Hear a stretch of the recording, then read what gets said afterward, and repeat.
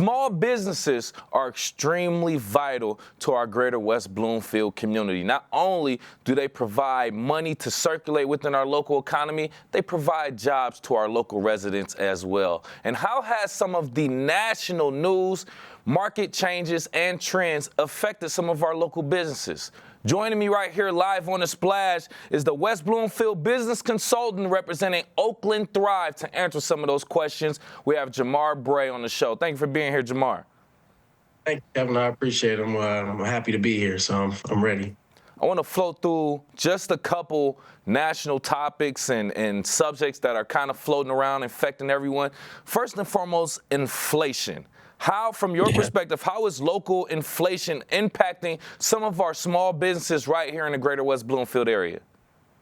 Yeah, I mean, you think about it with inflation, they have to, of course, increase their rates of, even when you go into the restaurants or, you go and grab a plate of eggs, that used to be $2 and now it's $4 or $5, and it's not because they want to, tax their consumers or they want to make sure that their customers are getting price gouged. It's just the way things are right now, and they have to make ends meet, and they have to make sure that they are also keeping their business open. So inflation is very real. It's very real for a lot of our business owners because of the simple fact that they don't want to come off as a very expensive restaurant or a very expensive clothing store or retail, whatever you want, whatever your business is. They don't want to come off as, being too price dedicated. It's just the way things are right now. So a lot of times with to kind of mitigate those things, sometimes you have to negotiate. You have to negotiate with your supplier. You may have to go, over somewhere to another supplier and say, hey, this is the price that I'm getting. Can I get this for wholesale? I've been in business for 10 years, and I can't keep, price gouging my consumers. So a lot of times you have to negotiate with the supplier, and hopefully you can get those resources at a reasonable cost, so you can keep costs down for your consumers. And that's ultimate. It makes sense. You want to look for the best deal possible that'll affect your bottom line. Because like you said, yes, to kind of offset those costs that these business owners are facing from their supplier, you have to find some type of way by, like you said, negotiating, finding other suppliers and things of that nature. That way we're not putting all the costs on our consumers and pushing people away for, like you said, seeming like we're price gouging and things kind of in that area. Right. So you see it with ticket prices. You see it with, I mean, even where I went and got to Starbucks this morning, and only I think 2 drinks, and it was almost $20. So you think about that, where that's just the times we're living in, and it sucks because they still have to keep a business going. They still have to keep those doors open. They still have to pay their employees. They still have to pay their insurance. So, there's a lot of things on the back end for a customer to think about when they are going through these prices. And shopping local has been a huge thing for the community, especially in the last years, because if I'm going to go anywhere, I'm going to go to my local grocery store. I'm going to go to my local retail shop, and I'm going to shop to support them because I know how hard it is. Great point. Also, there's another topic I want to get to that's been kind of national. I want to see how it affects our local economy, and that's the proposal of ending taxation on service tips. How would ending taxation on service tips either benefit or hurt some of the businesses in hospitality and service sectors right here in West Bloomfield?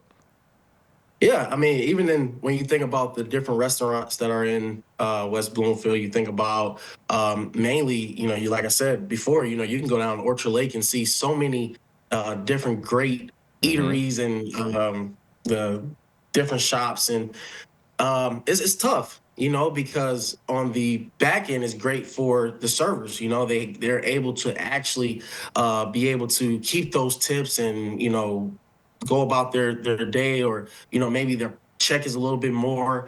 So I see it on both ends, because of course maybe some of that tip money keep the doors open for a lot of different restaurants. So a lot of times, speaking about the taxation of tips, I want to make sure that people understand that the research that go into that you have to be able to also separate between consumer, business owner, and what's right for the economy right now. And I think I want everybody to keep money in their pocket. I want to Hmm. keep as much money as I can in my pocket. If I work hard for it. So, and that's just speaking from my point of view. I don't want to speak from anyone else's point of view, but from my point of view, I want to keep as much money in my pocket. So, Yeah. I think it's a great thing, but I think for some business owners, it might become a hindrance. Later on. And that's just something we're all going to have to figure out eventually as we're going on. But with us right here live on The Splash, West Bloomfield business consultant representing Oakland Thrive. We have Mr. Jamar Bray just talking about how some of the national news, market changes and trends, and economy changes, I should say, is also affecting our local greater West Bloomfield community. Just a couple questions real quick before I let you go. Are there any tips that you can share on how small business owners can not only identify and find, but also apply for some available grants and loans specifically available to some of our local entrepreneurs? Yes.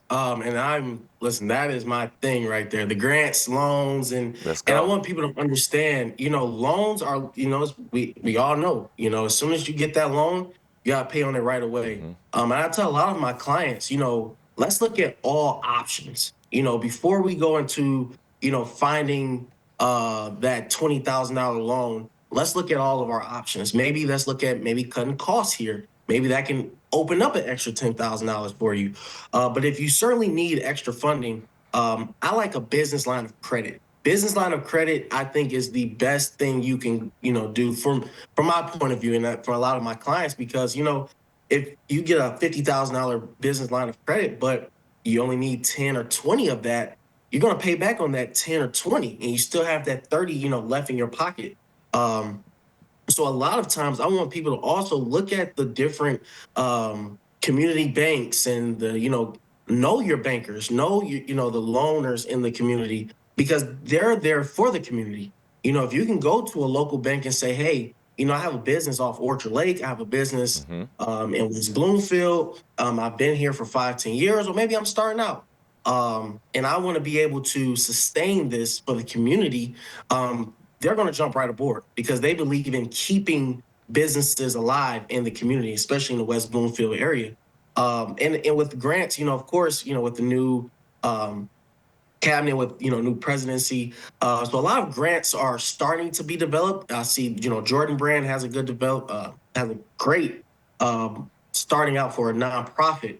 They have a great grant, but a lot of grants aren't as popular right now. They're national, but they're not as popular. So I would say, let's look at the grants, well, loans, and let's look at the business line of credit, and let's see what's best for your business and what makes sense. Yeah. Not what makes sense to what it looks like, but what makes sense for you. Correct. And that just goes into the old saying, not all money is good money. You need to go with what Correct. works best for your current situation. Last question before I let you go, sir. Just want to inquire. This is a great opportunity for anybody listening who's aspiring to be a business owner or currently is a business owner for you to explain why you believe Greater West Bloomfield is a prime location for not only starting a business, but expanding a business compared to other local areas. Oh, the opportunity for growth is huge. When you look at the Greater West Bloomfield, you look at so many different great business owners, but it's a community, and they support each other. And I see that, often when I go into, the Orchard Lake Mall, and I walk in there and I walk around and I see that this is a community that believes in their small business, but they believe in supporting each other beyond their small business. And of course, with the West Bloomfield Chamber, you can always join that. So you can always have a chance to network with each other. But I would say with West Bloomfield, you have to love it. You have to love the different stores and the different stories that you hear. And I think there's no other place that I think you can expand to than West Bloomfield, with all the new developments and everything that's happening in the last, I would say, year.